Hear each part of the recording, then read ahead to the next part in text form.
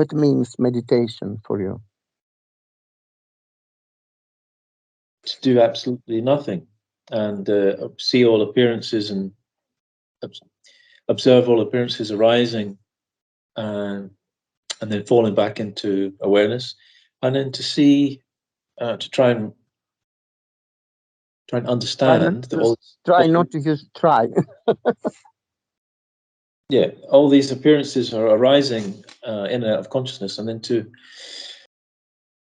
find the source of these appearances and rest in that source without doing anything. Basically, something like that, isn't it? Exactly. Just to be more concerned about the substratum where the appearances arise and fall than the appearances themselves. Mm-hmm. It's like you want to focus more in the sky than in the clouds. Yeah. So you see this, of course, you notice the clouds are passing by, but you are more interested to focus on the sky. So if the sky is the symbol of awareness, the substratum, then you focus more on that rather than the clouds, which are the apparitions in the mind, the projections of the thinking process. Yeah. And when you do that, then all these apparitions, they're self-liberating. You don't need to force or to do any mental constructions or to stop them or to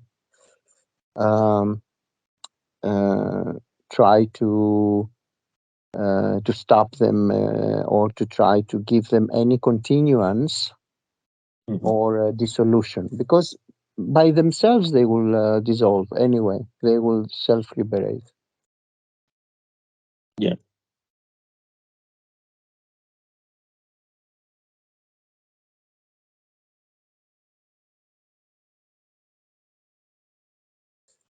I tried that a little bit when I'm outside as well.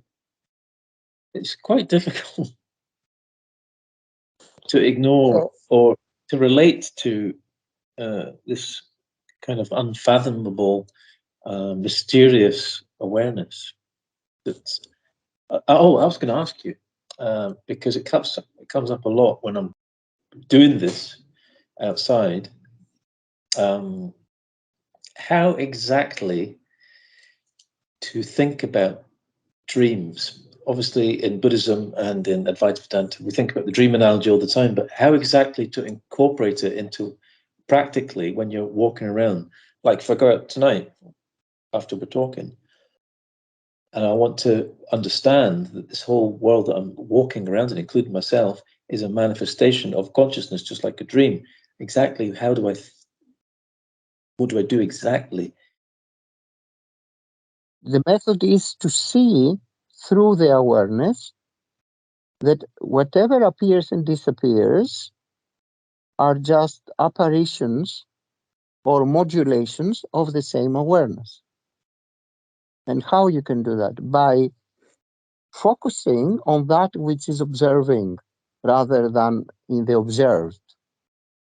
Mm-hmm. So, for example, now there is an apparent dialogue between two so-called beings, Satchitananda and Andrew. But that which is observing now, this apparent dialogue, can you locate it?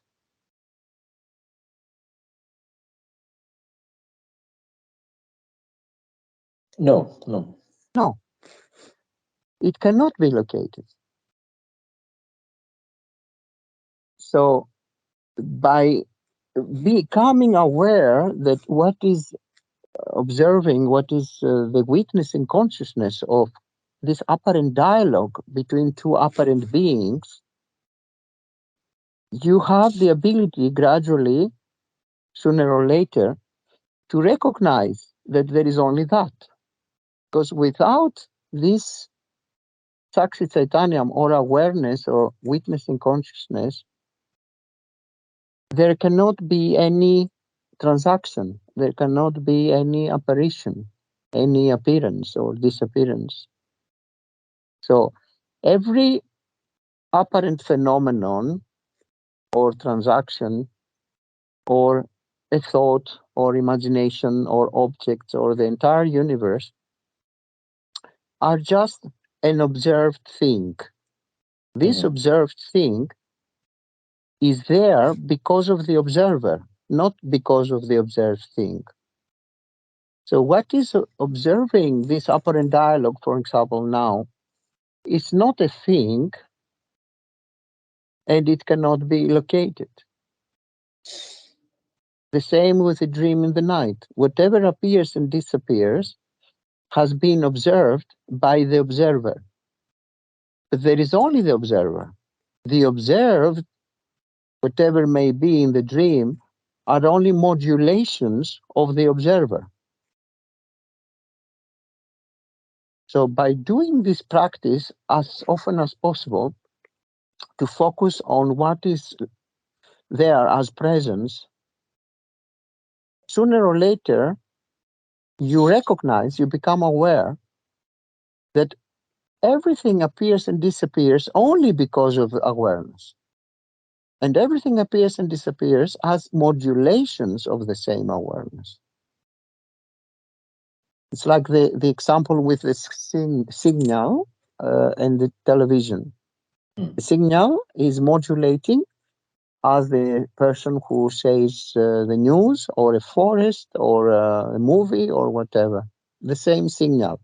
The same awareness modulates itself as whatever is observed.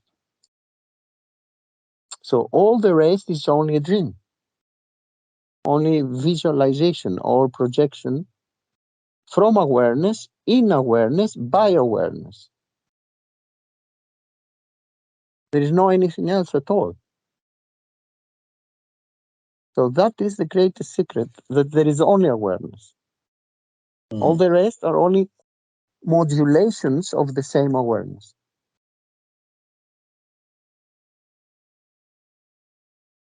But it has to be recognized as often as possible in order to become a permanent recognition and conviction.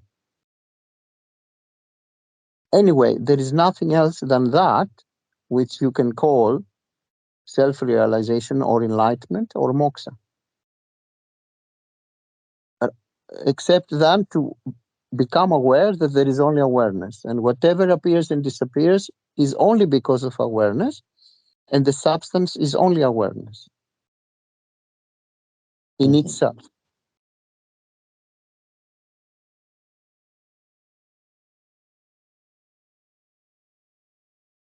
So like in a dream, all the dream objects are just manifestations of awareness that are observed by awareness. Exactly. Nothing else is there except awareness. If you were to remove awareness, what can remain?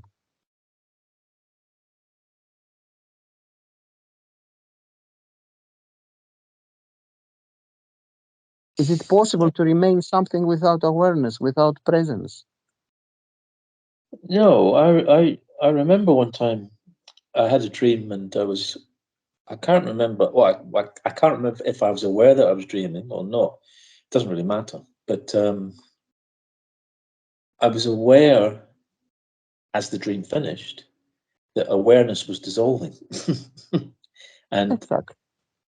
And as awareness dissolved, I think I was looking at a door or something unremarkable, but as the dream dissolved, I became aware that the awareness was dissolving, and I saw the door, the appearance of the door start to dissolve simultaneously with the dissolution of awareness. But I was aware of that happening. Exactly, because there is no other way for something to appear and disappear if there is no awareness there. So there is no any possibility for anything to appear or disappear without awareness. Because if you say no matter if I'm aware of an appearance, the appearance can be there anyway. The next question will be, and what will be that is aware of that appearance? Again, there has to be an awareness to be aware of that appearance.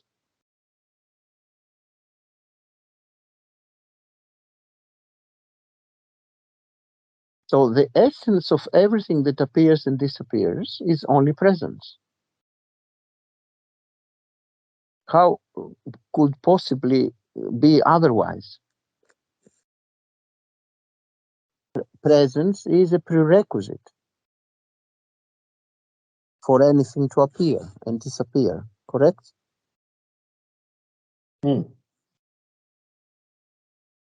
Is it possible to appear and disappear something without presence?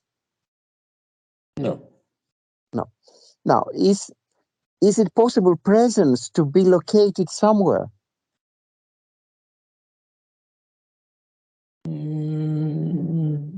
No, not at a particular point, no.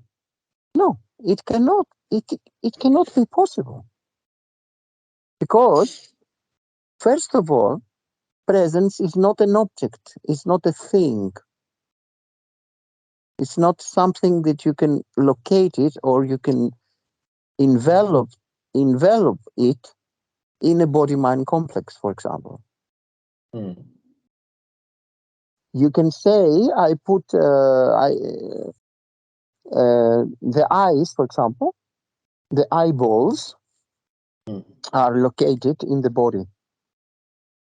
You can say so because the eyeballs are an object, are something that you can put it somewhere. But presence is not something that you can imprison it somewhere. It cannot be imprisoned even in the entire universe.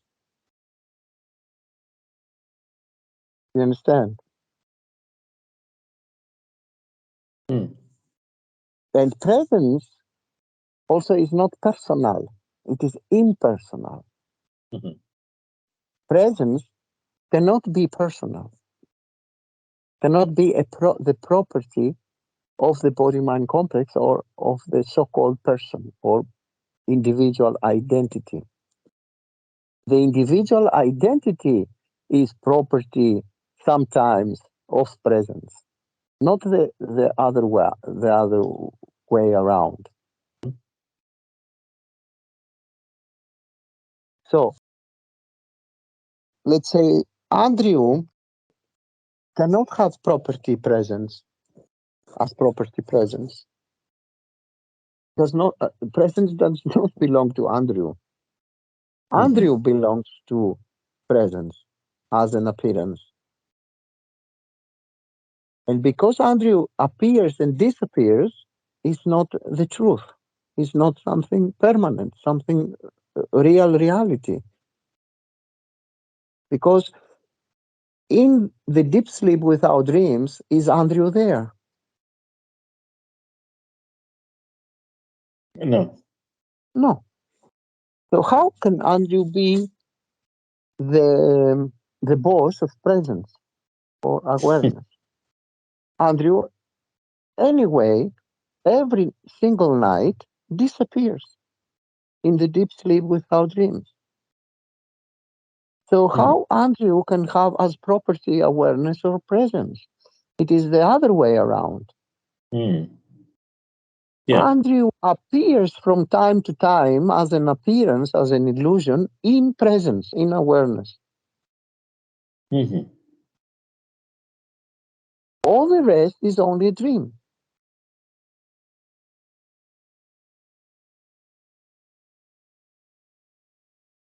And that's why there is no problem if Andrew has any kind of problems. Presence or awareness does not care at all. It's irrelevant. So no matter how much suffering the so-called Andrew has, or pain, or stress or worries or whatever, Mm-hmm. awareness or presence doesn't care at all.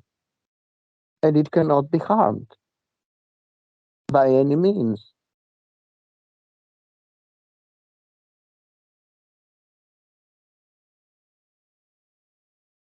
So awareness or presence may see Andrew, somebody is cutting in pieces the body of Andrew with a knife.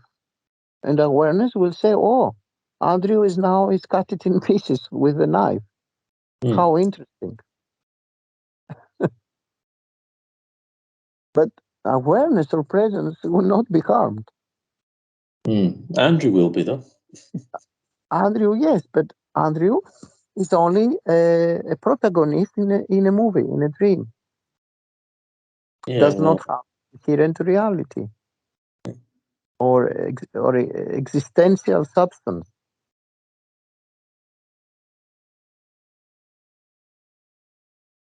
There is no such thing as Andrew or individual identity of any kind or any being of any kind.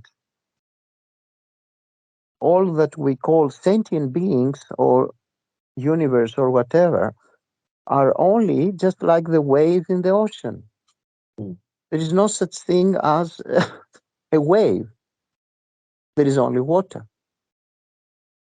Now, the wave is only a name and form, namarupa, only a concept, only a labeling, which does not have any existential or any substance of any kind.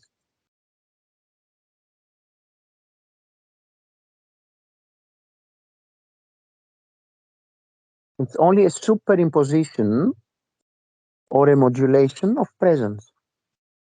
The problem with this example is always the fact that the physicality of the body is it's like, for example, with gold and the gold ring. It's easy to understand that the ring is just a projection or a conception. There's no actual ring. But you think, well, there is gold though. But you know also there's no gold, because if you analyze further, you can find the gold just consists of the gold also has individual parts, and then those parts have parts, and so on and so forth. So you can mentally dissect, and there's nothing there.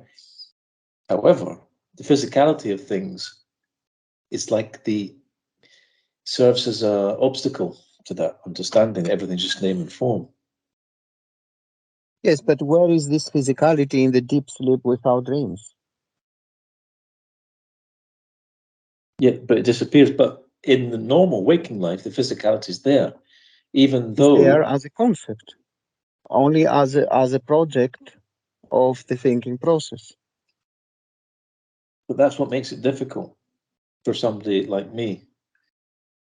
The fact that everything seems so solid and real, even though intellectually I can understand, yeah, well, it's just name and form.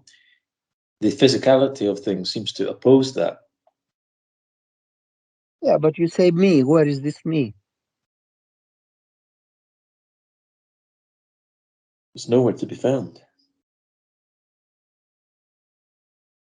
So the one who does not exist, and there is just a superimposition or a namarupa, the me, Andrew, the I thought, ahamkara, says, mamakara, this body-mind complex is mine. Both of them do not exist. The physicality and the one who says, this is my body, my physicality, both of them do not exist. They cannot be found anywhere as a substance. Even from the point of view of quantum physics, there is no such thing as physicality. There is no matter as such. Yes, but it's still difficult to realize this experientially, not intellectually. Intellectually, it's easy to realize, relatively.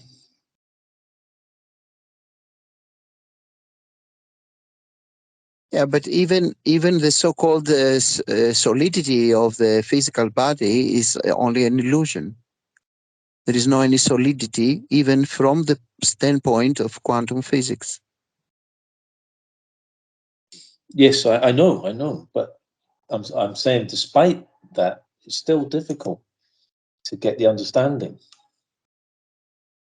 Still difficult for whom?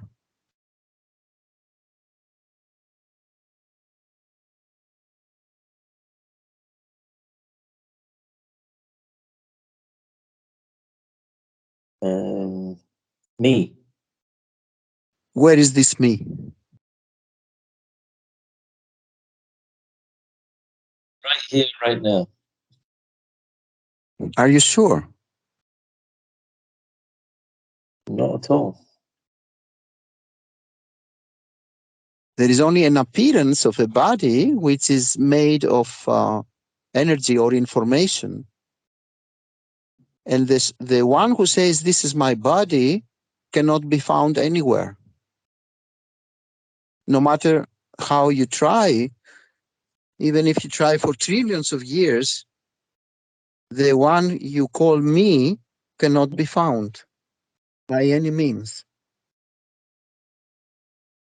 Yes, I've had glimpses of this. It's only a concept, only a superposition, a label, nama rupa, name and form. Yes, because you Like can ask yes. You can ask yourself in meditation or out of meditation, you can ask yourself, okay, so what is there? You say, okay, there's a body, but that's not me because I think my body. Clearly, the possessor of the body is clearly different. Same about my thoughts. I can say, okay, there's a thought, but it's not me. It's my thought, and the my is clearly a different entity than the thoughts. And then even you can think the awareness itself is who's aware? I am aware. And so then you've got what else exists apart from the body, the thoughts, and awareness? There's nothing else. And yet, despite that there's nothing else other than those three things, still the I, the ego, Andrew, appears, and I'm fooled by it. Even though in meditation I can label all the things that exist and none of them are me, none of them are the owner. It's such a strong instinct, this I. The I do appears also as an illusion, the small I. The I thought, which means I am this body-mind complex, is also an appearance somewhere. And this somewhere is only awareness. But it appears, but you can see the appearance of it, but it's just a thought. Exactly, like a name and form, like the wave in the ocean. The substance of the wave is not waveness. The substance of the wave is water. Just like the substance of the golden ring is not ringness, it is gold.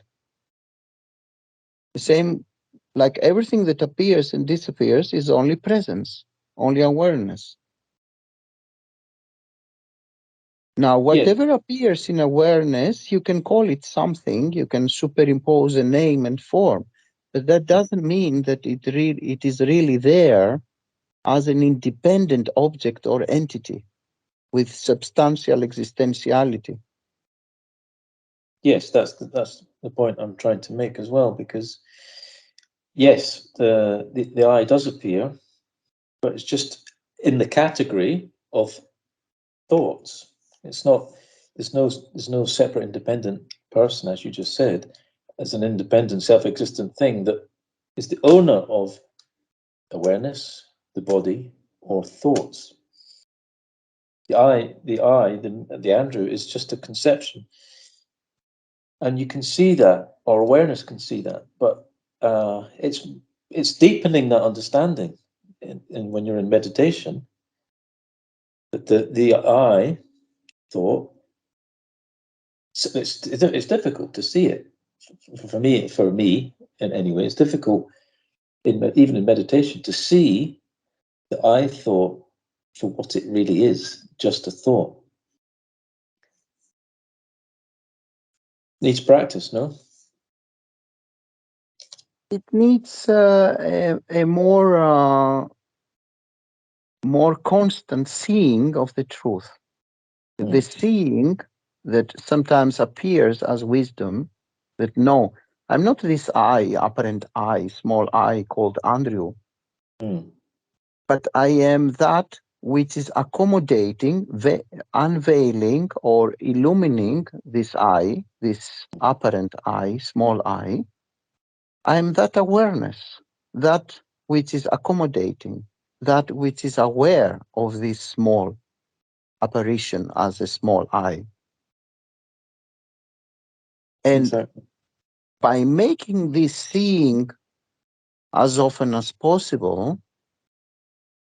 in a mature state, this will become a permanent recognition and conviction.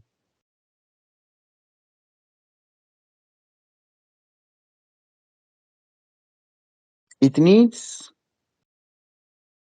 this seeing to be permanent, not coming and going.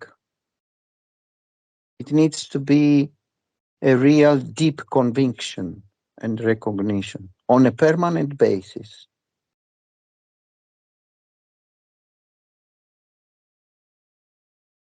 And that, for that to happen, needs 24/7 to see the truth, not only in the meditation session, but also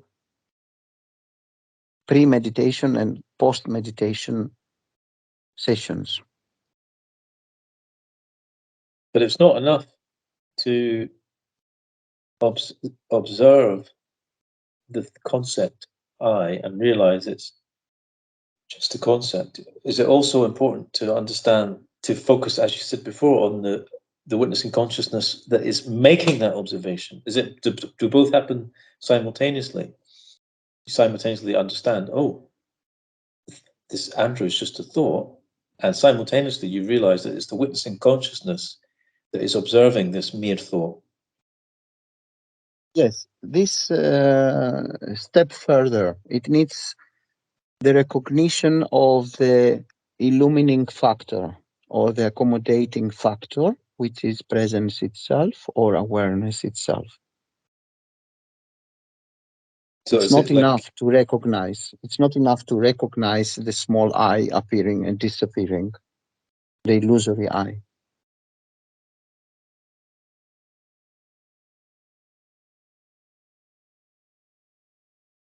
So is it something you do in stages? First of all, you realize, oh, the I is just a thought, just a conception. There's no real I. You focus on that, and then you extend. Later, you extend, or do you try and do both at once? It depends on previous sadhana from previous dream lifetimes. The maturity that the so-called somebody have achieved. From an apparent somebody, this can be simultaneously, and from another apparent somebody, maybe needed 100 million times, million dream lifetimes. It depends. Just 100 million. Yeah, it depends on the previous sadhana and recognition of the truth, of the real nature, and what is the maturity achieved till now. It's like you have a kid like Mozart who is able to create a symphony very, very young,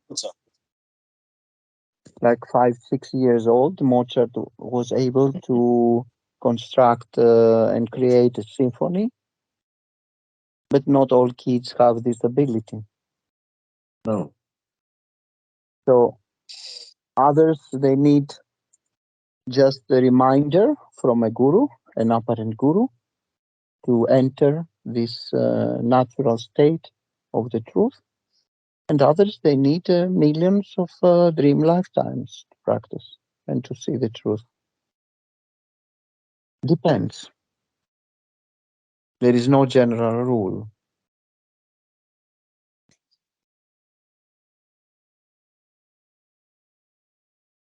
Also, it depends on which kind of spiritual paths and practices and sadhana somebody has followed before. Of course, before and after, all these are just expressions on this dream level, because in reality there is only the eternal here and now. But because we speak from the standpoint of the apparent somebody, the illusory somebody, unfortunately we need to use such expressions as before and after. But from the standpoint of the illusory somebody, there is before and after. From the standpoint of the absolute truth, there is only the eternal here and now. Anyway, from the point or the view, the standpoint of awareness itself, awareness don't need any effort to do. Awareness don't need any sadhana to do. Awareness don't need to become self-realized or enlightened. It is already enlightened and self-realized. But the one who speaks about samsara and nirvana and self-realization or not, we have to use such expressions which are on the level of the dream vyavaharika reality.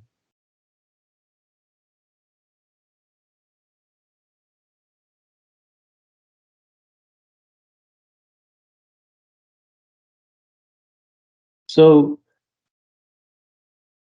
I'll probably, after we finish talking, I'm going to go out for a walk. How to incorporate all this understanding into my walk. You ask,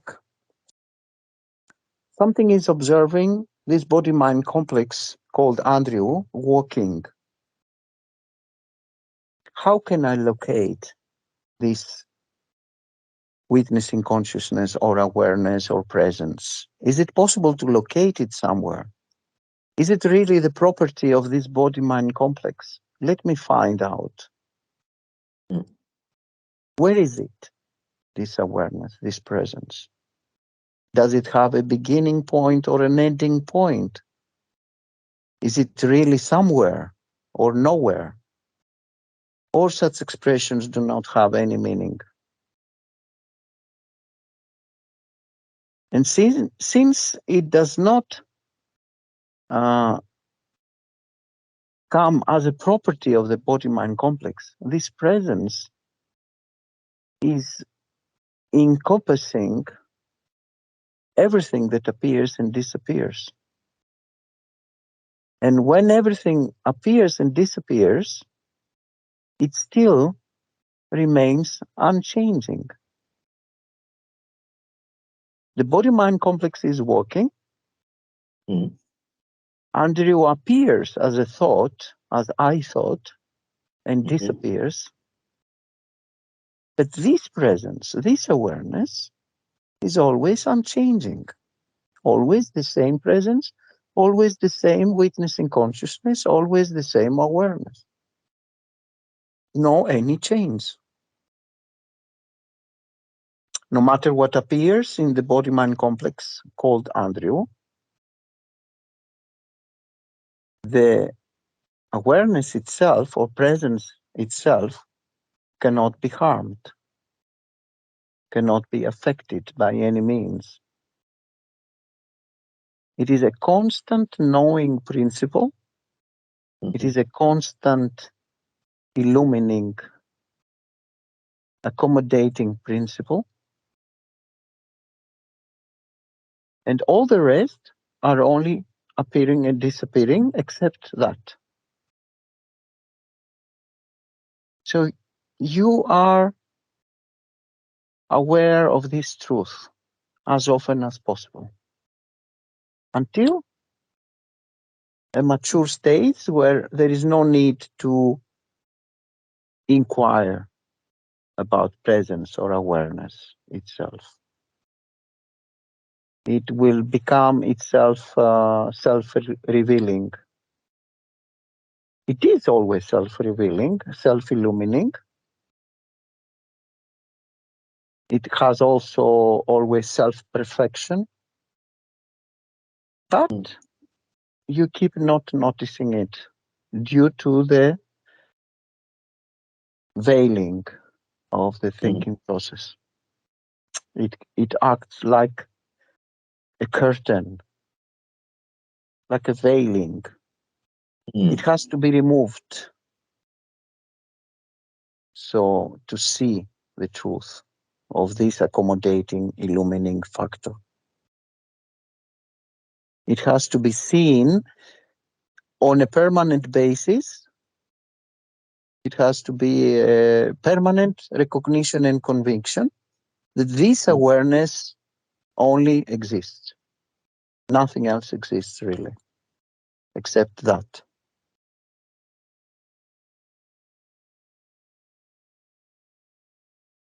And if, for example, I go into a shop and I talk to somebody in the shop, is there a need to go any further than what you've just explained? For example, it could be helpful to think, it could be helpful to think this is just like a dream. I mean, in a dream, I can talk to somebody in a shop.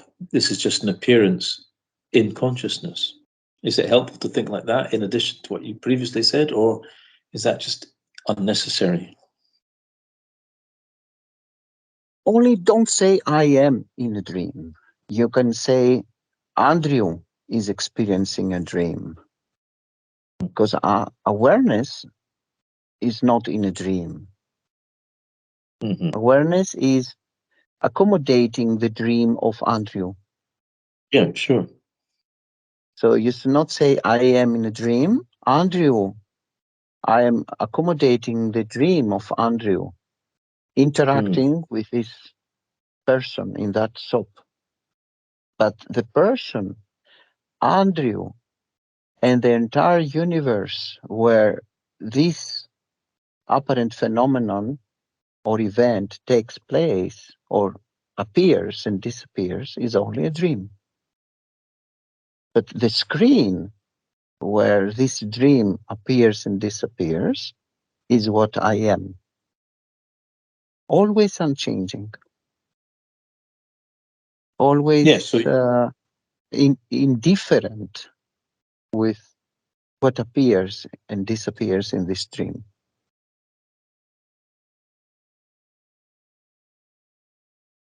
So you're relating to the screen, realizing the appearances are manifestations from the screen and not the screen itself. The manifestations or apparitions are not having any substance other than awareness, presence itself. They don't have a different substance or a different essence of any kind. The one who is observing is the only reality. Yeah.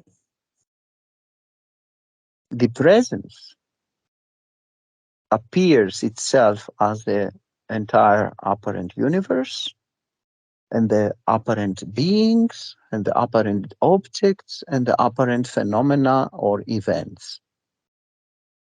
Just like the waves in the ocean, they are just the substance of the water. They don't have the substance of a wave, or they don't have inherent existence as waves. They are just water. It's just like you want to, Andrew has let's say, a headache and goes to the doctor, a headache, for a long time, and then goes to the doctor and says to the doctor, I have a headache. And then the doctor said, you can use this pill or this medicine to deal with this pain that you have.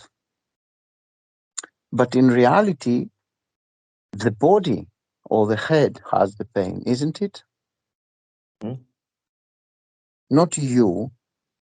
Mm. But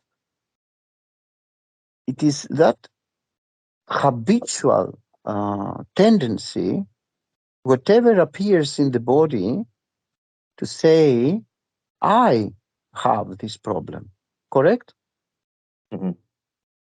Let's say there is another problem in the belly, and there is a pain in the belly or in the stomach. And you say, I have a pain. I have pain. You don't say the belly has a pain. Correct. And sooner or later, you become identified with the body. It's like you are driving the car to go to your job. Mm. And instead of saying, I'm driving the car, you say, I am the car. Yeah. But it is a terrible mistake or error, because you are not the car. The same, you are not the body. There is a usage of the body for transactions in this dream, but that doesn't mean that you are the body. The body is also useful in the dream state. There is a transaction in the dream body with other dream bodies. And in the dream state, you have this habitual tendency to believe that you are the body. Instead of saying in the dream, I see the body is transacting with other dream bodies, but I'm not this body. I am the consciousness which is accommodating this dream, this movie, and I'm not this body, this dream body. The same with the big dream of the so-called waking state. Instead of saying, I see this body-mind complex Andrew interacting with other body-mind complexes, you say, I am Andrew interacting with others. Mm. So it becomes such a strong habitual tendency that after it becomes terribly difficult to overcome.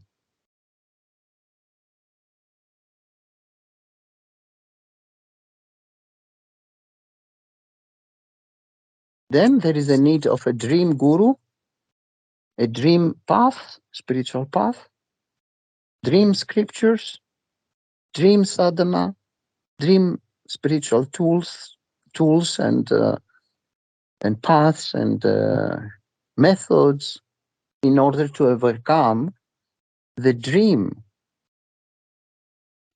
identification with the body-mind complex, which is only an apparent superposition in consciousness, your own self.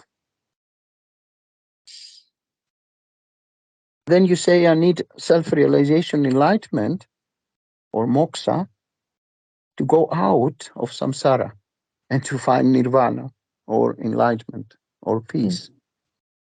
When all these are also part of the dream.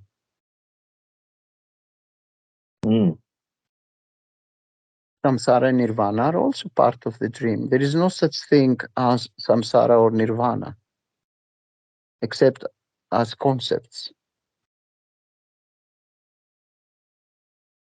When you identify with the body-mind complex, you are experiencing samsara.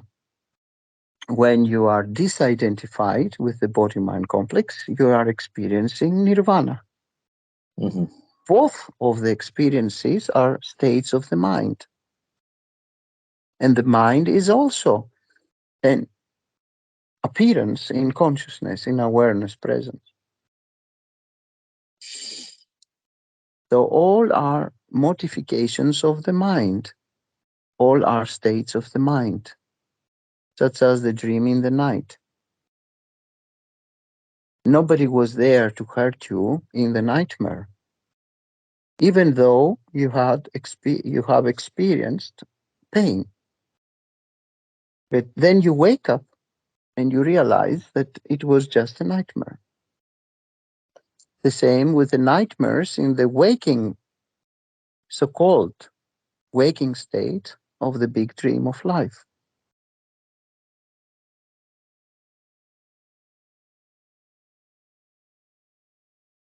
When you are waking up, when you wake up, you say, oh, it was just a nightmare.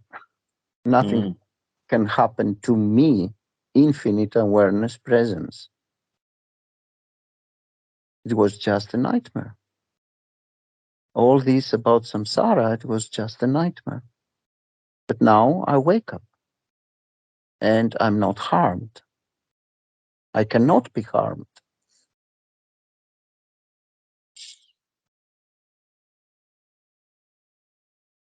So samsara and nirvana are only states of the mind. Just like the dream state, the so-called waking state, and the deep sleep without dreams, all of these are just states of the mind. Awareness is always there in all these three states, the same, no change. It's only the substratum.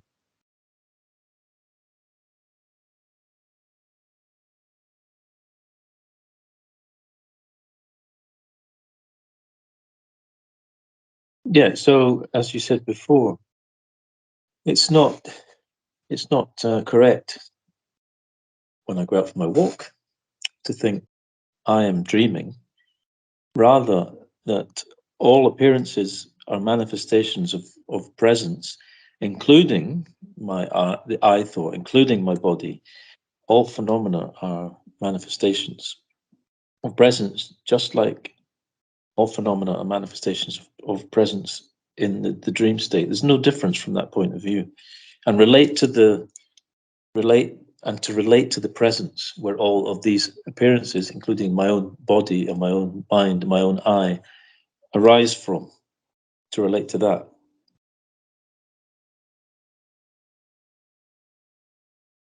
Rising and falling back like the waves in the ocean or the clouds in the sky. No difference for the ocean, for the water, if there are waves rising or falling down. No difference for the sky if there are clouds passing by. Does the sky have any problem? Because there is the appearance of clouds from time to time. I don't think so. No problem. The same with the ocean. No problem, no difference if there are waves or not.